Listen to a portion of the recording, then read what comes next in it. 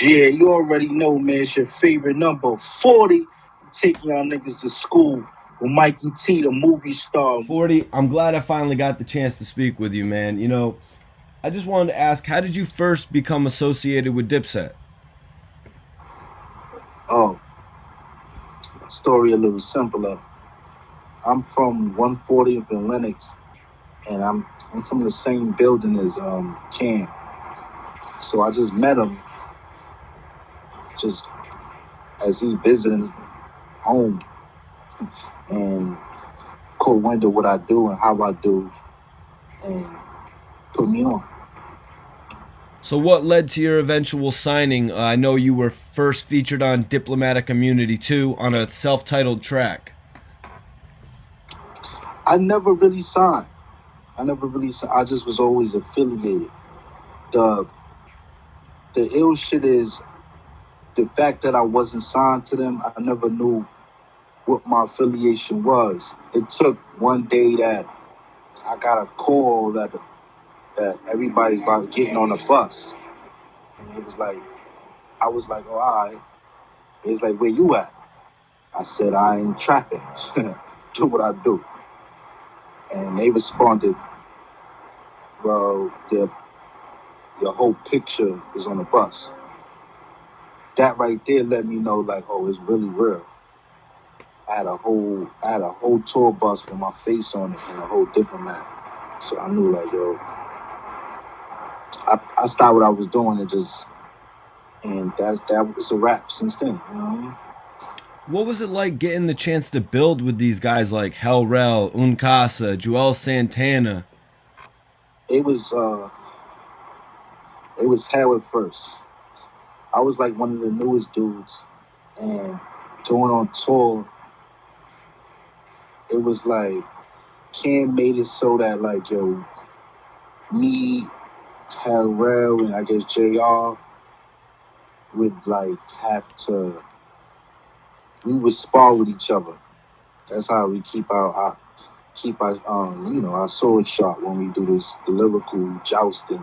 You know what I mean? So we would always spar. He would always make it like a civil rivalry kind of thing, but everything in all funniness.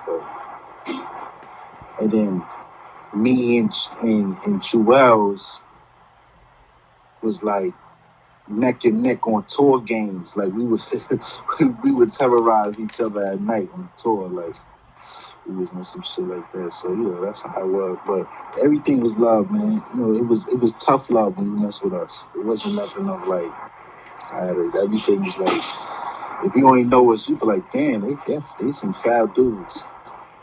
Yeah, you know, they taught me a lot. All right, 40. So let's break it down. You signed with you said you didn't officially sign with Diplomats, but I believe Jim Jones was Diplomat / Koch. They had Joel Santana, Def Jam / Diplomats. You took your first album, Broken Safety, Diplomats / Cleopatra Records. Could you explain that? Right. With when I first with Diplomats, we had the mixtape. You could say like it was a mixtape game, and it was a lot of money into it. It was the underground way of selling albums and CDs and shit. So some say we revolutionized the mix game because we had it to a point that we selling already sold product to already all across the nation. Like every mom and pop or bootleg or whoever put in an order, they're gonna get 100, 250, whatever CDs coming their way.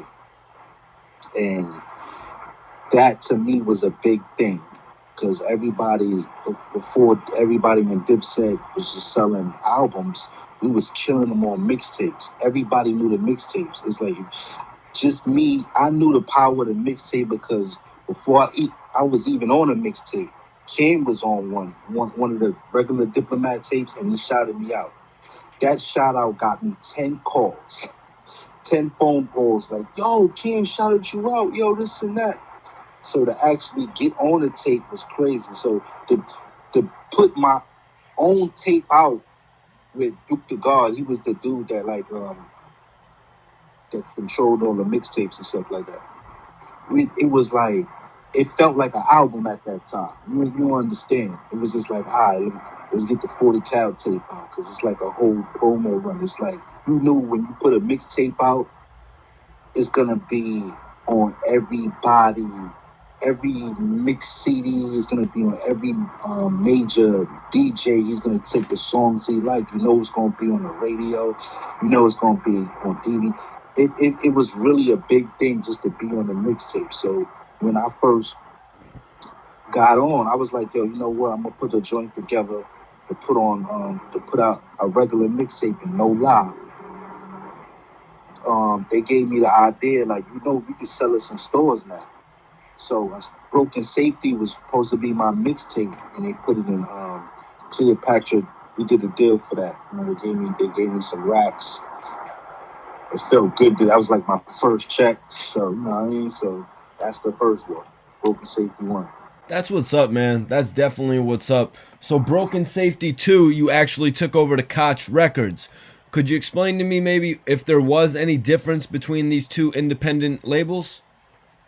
Yeah, first I really took it to Baby Grand first. And shout out to Chuck at Baby Grand. I really loved the way he did business, because he, as a CEO, he actually listened to the whole album front and back in front of me. That's something nobody would never ever do. They might skim through an album, but he actually listened to it front and back with reactions and everything. To me, it was mind blowing. The problem with doing business with Baby Grand, because they were actually blowing up. They had a lot of stuff going. They actually put out a gold record right before me. I had on Broken Safety 2, I had all the Diplomat artists on there. And it was an extra fee for any label if you're gonna put out an album with you know, that's Diplomat branded, because it's like, to me, it's like a cheat code. I mean, Cam knew this already. It's like a cheat code. I got all the Dipset on there on this new project, fresh new music. You know, you're gonna have to pay extra. The way it went, I don't think Baby Grand couldn't fund that bill, but Koch can. So that's how it came under Koch. It actually was like a better move anyway, because Koch was already used to dealing with Diplomat music. So I want to ask you, 40, I want to ask you, did you ever get the chance to meet and build with Dame Dash? And if so, could you remember it for me? Yo, I met Dame one time. I'm not going to hold you. He probably don't remember. I actually met him more than once. And I know I didn't leave a lasting impression. It just was like, yo, what up? My name 40. Oh, yo, what up? It was that quick, you know what I'm saying? I ain't get a chance to build with him and be like, yo, I'm 40 cal, I'm telling you, this is what I do. Look at this and that. I'm down with you. I assume he either know, or it's just like, if you don't know, that it shows like, yo, bro, maybe I ain't doing enough. Who knows? You know what I'm saying? That's how I feel. So was that actually around the time when Dipset was brought over to Roc-A-Fella? When Dipset was brought over to Roc-A-Fella, I became down with Dipset like around the time they was kind of leaving Roc-A-Fella. That's kind of when I got down. I didn't get a chance to be in the studio with Jay-Z in Cam there. I think my boy J.R. Ryder had. I ain't make it. I got down with them when they was like, yo, listen, we do our own thing. And you know, that's just what was the vibe at the time. I wanted to get your response to Cassidy and what he was saying, putting your relationship with Dipset into question. Oh, that's just Cassidy being Cassidy. This is the same dude that says stuff like he's 5,003, 5,003 and 0, whatever, something like that. Like he has 5,003 battles and he 0 losses. So I can't, the believability of even saying something like that is like, I don't know. I don't know. we just had a whole conversation about the stuff I did with Dipset. Facts. Did you ever run into Cassidy while you were with Dipset? Yeah, Cassidy, I spoke on that. He came in my studio a few times. Yeah, because I know Cassidy was around Dipset back in those days. Yeah, we cool. We knew each other. We did business and everything. But in battle rap is a very competitive sport. And I play to win. So it's nothing personal. It's just that, I play to win. And we was cool, but I don't hate him.